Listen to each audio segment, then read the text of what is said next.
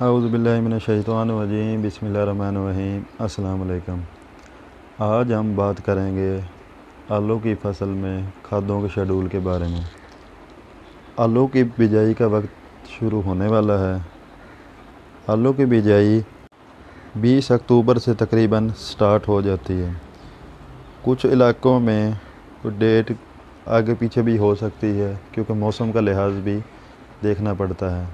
ज़्यादा गर्मी में भी बिजाई अच्छी नहीं होती क्योंकि अक्सर औक़ात जब हम ज़्यादा गर्मी में आलू की बिजाई कर देते हैं तो वो आलू का बीज ज़मीन में गर्मी की वजह से गल जाता है। पहले हम बात कर लेते हैं थोड़ा सा ज़मीन की तैयारी के बारे में। ज़्यादा तादाद में मोटे आलू, जिसे हम राशन का नाम देते हैं, हासिल करने के लिए 9 इंच गहरा हल चलाया जाए और ज़मीन को खूब भुरभुरा किया जाए।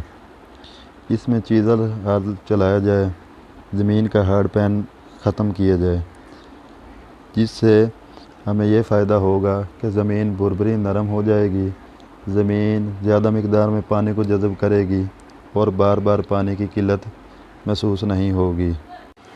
ज़मीन की तैयारी के वक्त गोबर की रूढ़ी वो लाजमी इस्तेमाल करनी चाहिए। कम से कम 5 ट्रालियाँ फ़ी एकड़ के हिसाब से गोबर की रूढ़ी इस्तेमाल करें, या पोल्ट्री वेस्ट जो कि मुर्गियों वाली खाद होती है 2 ट्राली फ़ी एकड़ के हिसाब से लाजमी इस्तेमाल करें। इससे हमारी ज़मीन का नामियाती मादे में बहुत ज़्यादा इजाफ़ा होगा और इससे हमारी खादों की भी काफ़ी ज़्यादा बचत हो जाएगी और ऑर्गेनिक मैटर ज़्यादा होने की वजह से हमारी खादें भी ज़्यादा काम करेंगी। अब हम चलते हैं खादों के शेड्यूल की तरफ। आलू की पूरी मुकम्मल फ़सल में हमें 100 किलोग्राम यूरिया नाइट्रोजन चाहिए होती है, 50 किलोग्राम फास्फोरस, 50 किलोग्राम पोटाश की ज़रूरत होती है। यूरिया 100 ग्राम तकरीबन 4 बोरियां बनती हैं। इस हिसाब से आप अल्मोनियम सल्फ़ेट भी इस्तेमाल कर सकते हैं, कैन गवारा भी इस्तेमाल कर सकते हैं, लेकिन आपने इस हिसाब से कैलकुलेशन करनी है कि नाइट्रोजन हमारे पास 100 किलो बने। फास्फोरस 50 किलोग्राम जो है DAP, ये तकरीबन 2.25 बोरी बनती हैं। अगर MAP इस्तेमाल करेंगे एंग्रो की ज़ोरावर तो वो 2 बोरियां बनती हैं। इस हिसाब से अगर कोई नाइट्रोफास इस्तेमाल करना चाहता है तो वो भी फास्फोरस की कैलकुलेशन इस हिसाब से करे कि 50 किलोग्राम हमें फास्फोरस मिलनी चाहिए। पोटाश SOP 50 किलोग्राम हासिल करने के लिए 2 बैग पोटाश हमें चाहिए होगा।